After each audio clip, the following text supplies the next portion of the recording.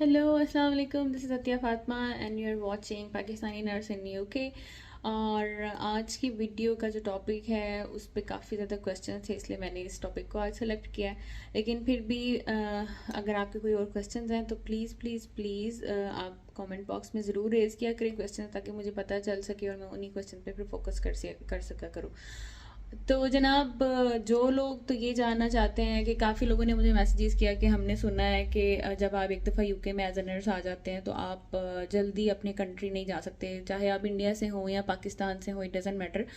जो लीव का स्टेटस है वो सारी नेशनैलिटीज़ के लिए एक ही होता है जब आप एनएचएस में जॉब कर रहे होते हैं।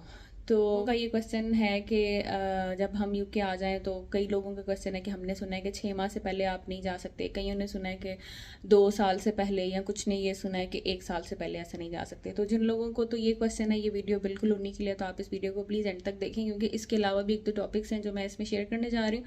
और प्लीज़ प्लीज़ प्लीज़ चैनल को सब्सक्राइब करें, अगर अभी तक आपने सब्सक्राइब नहीं किया तो पहले प्लीज़ जाएँ सब्सक्राइब करें, उसके बाद वापस आएँ और फिर मेरी वीडियो को देखें। तो जनाब, शुरू करते हैं आज की वीडियो और अभी चलते हैं क्वेश्चन की तरफ। तो जैसा कि मैंने आपको बताया कि आज का जो क्वेश्चन है वो ये है कि आप यूके में आने के बाद कब आप एनुअल लीव पे जा सकते हैं। आप जब यूके में आ जाते हैं तो आपका जो स्पॉन्सरशिप है ना, एज ए नर्स जब आप आ जाते हैं तो उसके ऊपर लिखा हुआ होता है कि आपने 3 माह के अंदर अंदर अपना ओस्की क्लियर करना है। तो जब आप ऑस्की क्लियर कर लेते हैं तो उसके बाद जब आप एज अ बैंड 5 अपनी जॉब शुरू कर लेते हैं तो आप के कॉन्ट्रैक्ट में ऑलरेडी, जब आपने कॉन्ट्रैक्ट साइन किया, जॉब ऑफर आपको मिलता है अपने कंट्री से, जब आप लोग आ रहे होते हैं उस टाइम आपको जॉब ऑफर मिलता है, उसके ऊपर ऑलरेडी लिखा हुआ होता है कि कितनी लीव्स आप एंटाइटल हैं 1 साल के अंदर। तो मेरे कॉन्ट्रैक्ट पे जैसे लिखा हुआ था कि 1 साल में मैं 27 डेज़ की लीव के लिए एंटाइटल हूँ। अब वो 27 डेज़ की लीव्स, जैसे जिन लोगों ने सऊदीया में काम किया हुआ तो उनको पता होगा कि आप एक जितनी एंटाइटल लीव्स होती हैं, अगर आपकी पर ईयर लिखी हुई हैं तो आप साल में एक ही दफ़ा ले सकते हैं, उनको तोड़ कर नहीं ले सकते। और अगर 6 माह पे लिखी हुई हैं तो आपको 6 माह में वो लीव लेनी है और एक ही दफ़ा लेनी है, आप उनको तोड़ नहीं सकते। और वहाँ पे ऐसे भी होता है कि अगर 1 साल में नहीं ली तो वो अगले साल में आपकी जो है वो जुड़ जाती हैं।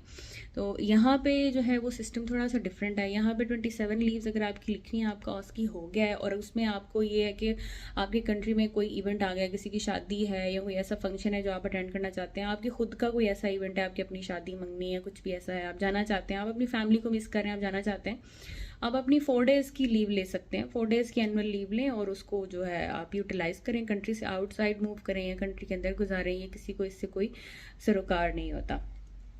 और आप चाहे साल में जितनी दफ़ा मर्जी उस लीव को तोड़ के लें। एक लीव आपने एनुअल लेनी है, आप एक ले लें, आपने 2 लेनी है, आप 2 एनुअल लीव्स ले लें। आपके 27 डेज़ हैं, आपने उनको जैसे भी यूटिलाइज़ करना है आप यूटिलाइज़ करें। जैसे मैंने आपको पहले भी एक वीडियो में बताया था कि 1 हफ्ते से लेके 2 हफ्ते तक की लीव, 1 हफ्ते से 2 हफ्ते की लीव का मतलब ये है कि तकरीबन 6 दिन की लीव, क्योंकि हमारे 37.5 आवर्स होते हैं, तो 6 दिन से 7 दिन की लीव वो बनती है। उसमें जो बाकी डेज होते हैं वो आपके ऑफ काउंट हो जाते हैं। तो 1 हफ्ता अगर आप कंप्लीट छुट्टी है आपकी, तो दैट मीन्स कि उसमें आपकी या तो 3 छुट्टियाँ होंगी या फिर आपकी 4 एनुअल लीव्स काउंट होंगी। तो वही आपने उसमें, और 1 दिन के 11.30 घंटे हैं जो कि आपकी छुट्टी के काउंट होंगे। ठीक है, तो आपकी मर्ज़ी है। अगर आपको 6 दिन की छुट्टी चाहिए तो आपकी 2 हफ्ते की बन जाएगी, या 7 दिन की छुट्टी चाहिए तो आपको 2 हफ्ते का बिल्कुल छुट्टी मिल जाएगी। इस तरह से आप उसको यूटिलाइज़ कर सकते हैं। तो आप किसी भी टाइम जा सकते हैं। आप साल में 3 दफ़ा जाना चाहते हैं, आप 3 दफ़ा जाएं। आप साल में उनको 6 दफ़ा यूटिलाइज़ करना चाहते हैं, 6 दफ़ा उसको यूटिलाइज़ करें। लेकिन अगर आप 27 दिन के लिए इकट्ठी छुट्टी लेना चाहते हैं तो फिर उसके लिए मैनेजर को अप्रूवल लेना पड़ता है। मोर देन 2 वीक्स अगर आप छुट्टी लेना चाहते हैं तो फिर वो मैनेजर को पहले से बताना पड़ता है, क्योंकि यहाँ पे यही होता है कि साल जब शुरू होता है तो लोग अपनी लीव जो है वो बुक करवा देते हैं। तो आपको देखना पड़ता है कि आपको स्टार्ट पे ही डिसाइड कर लेना है। कुछ लीव्स तो आप स्टार्ट पर डिसाइड कर लेना और अपनी बुक करवा दें, और बाकी आप कुछ इमरजेंसी के लिए रख लें कि इन बिटवीन अगर आपको ज़रूरत पड़ जाए तो आप वो यूटिलाइज़ कर सकें। अदरवाइज़ जैसे मैं हूँ तो मैं यहाँ पे मैंने सोचा है कि रमज़ान में आएगा अप्रैल में, तो मैं अप्रैल की अपनी लीव जो है वो बुक करवा दूँ, ताकि मेरा रमज़ान जो है वो, या तो अगर मैंने इधर गुजारा तो भी सुकून से गुजर जाएगा, क्योंकि रोज़ा काफ़ी लंबा होता है यहाँ पर। और अगर नहीं यहाँ पे गुजारा तो फिर पाकिस्तान चले जाऊँगी कुछ दिन के लिए, ईद गुजार लेंगे या कुछ ऐसे। मतलब ये एक प्लान बता रही हूँ कि आप कुछ भी इस तरह से प्लान कर सकते हैं, अगर आपको ऑलरेडी अपना कुछ आइडिया है कि कब आपको चाहिए। ठीक है, अदरवाइज़ आप उनको कभी भी यूटिलाइज़ कर सकते हैं। ठीक है, और मैं आपको अपना एक सिनेरियो बताती हूँ कि मेरा अभी ऑस्की नहीं हुआ था। मैं जब यहाँ पे आई थी तो कुछ अरसे के बाद कुछ मुझे इमरजेंसी हो गई थी कि मुझे पाकिस्तान मतलब कुछ ऐसा हो गया था मेरी फैमिली में कि मैं काफ़ी ज़्यादा डिप्रेस थी। तो जब मेरे ऑस्की ट्रेनर्स को पता चला, जो मेरे ट्रस्ट में ऑस्की ट्रेनर्स थे, तो उन्होंने ख़ुद मुझसे कांटेक्ट किया और उन्होंने कांटेक्ट करके मुझसे पूछा कि अगर आपको अपने कंट्री जाना है तो हम आपका अरेंजमेंट करवा देते हैं।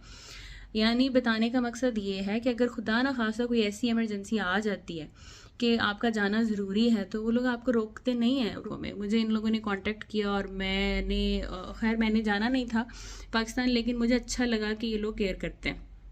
इवन मुझे इन लोगों ने यहाँ तक कहा कि आपकी टिकट्स वगैरह भी हम बुक करवा देंगे और बाद में आपकी सैलरी में से रिडक्शन होती रहेगी थोड़ी थोड़ी अमाउंट करके। लेकिन एनीवेज मुझे जाना नहीं था। बताने का मकसद यही है कि आप लोग ऑस्की से पहले भी जा सकते हैं अगर ज़रूरत पड़े आपको। तो उसमें यही होगा कि आपका ऑस्की जो है वो थोड़ा सा डिले हो जाएगा, लेकिन आप जा सकते हैं।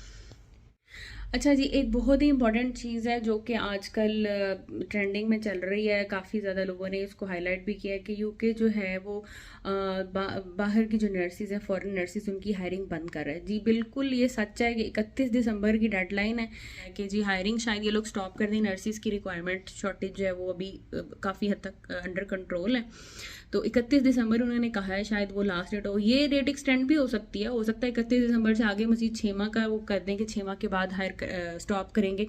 लेकिन जहाँ तक हमने सुना है वो यह है कि कोई परमानेंटली हायरिंग स्टॉप नहीं होगी, स्टॉप होगी कुछ अरसे के लिए, उसके बाद फिर से खुल जाएगी, क्योंकि नर्सिस की शॉर्टेज तो कभी भी कहीं पे भी ख़त्म नहीं होती है। इसलिए शायद ये बंद हो दिसंबर से। अगर बंद हुई तो हो सकता है साल के लिए बंद हो, 6 माह के लिए बंद हो। और वैसे भी 100% ये बंद नहीं होगी, कहीं ना कहीं पे जहाँ पे रिक्वायरमेंट होगी उसके लिए खुलती भी रहेगी। लेकिन यह है कि इतनी जैसे मैसिव अपॉइंटमेंट्स हुई हैं, मैसिव रिक्रूटमेंट्स हुई हैं ना नर्सिस की लास्ट 2 ईयर्स में, उस तरह नई रिक्रूटमेंट होगी कि इतना ईजीली नहीं होगा। कॉम्पिटिशन भी बढ़ जाएगा, रिक्वायरमेंट भी हो सकता है जैसे पहले ये था कि जी आप ऑस्की आएँ और आके आप 3 माह में ऑस्की कर ले, हो सकता है वहाँ के आपको जल्दी ऑस्की करना पड़े। पहले ट्रस्ट्स कहते थे कि वो ओईटी की रीइंबर्स करेंगे, सीबीटी रीइंबर्स करेंगे, हो सकता है अब इस चीज़ों की इस तरह की ऑफर्स ना मिलें। तो ये वाला जो है ना आजकल यहाँ पे चल रहा है। जो मुझे इन्फॉर्मेशन है वो तो यही है कि नर्सिस की रिक्रूटमेंट 31 दिसंबर उन्होंने डेट दी है, और जो हेल्थ केयर असिस्टेंट्स की रिक्रूटमेंट है ना वो बिल्कुल अगले माह सुना है कि नवंबर के एंड पे वो बंद हो जाएगी और उसको नहीं वो रिक्रूट करेंगे। तो इसलिए जो जो लोग तो प्रोसेस में हैं नर्सिंग के लिए, ओईटी कर रहे हैं या सीबीटी कर रहे हैं, प्लीज़ आप ज़रा तेज़ गाड़ी पकड़ें और जल्दी से प्रोसेस करें। एटलीस्ट हायरिंग प्रोसेस में आ जाएं 31 दिसंबर तक, बाकी तो फिर प्रोसेस चलता ही रहेगा। तो ये थी जनाब आज की वीडियो, छोटी सी है लेकिन आप लोगों के क्वेश्चन पे बेस कर रही थी, इसलिए thank you so much. Video को लाइक करें, शेयर करें, मेरे चैनल को ज़रूर सब्सक्राइब करें, और जो लोग सपोर्ट करें उनका मैं बिल्कुल तहे दिल से शुक्रगुजार हूँ। मुझे अपनी दुआओं में याद रखें और आप सब भी मेरी दुआओं में। अल्लाह हाफिज़।